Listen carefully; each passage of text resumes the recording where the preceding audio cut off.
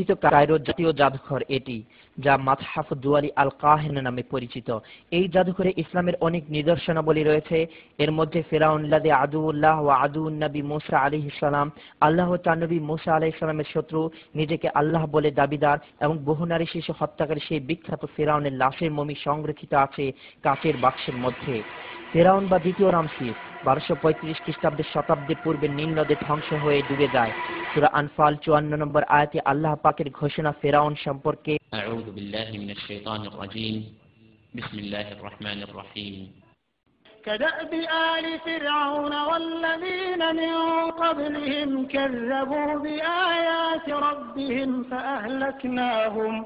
فأهلكناهم بذنوبهم وأغرقنا آل فرعون وكل كانوا ظالمين।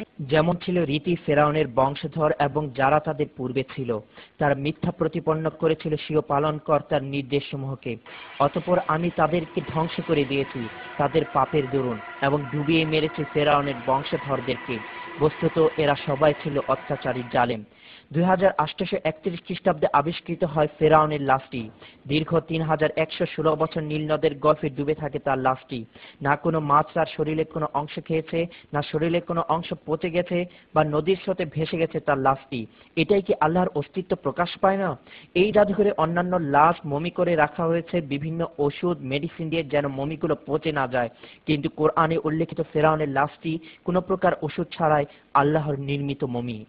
فاليوم ننجيك ببدنك لتكون لمن خلفك آية وإن كثيرا من الناس عن آياتنا لغافلون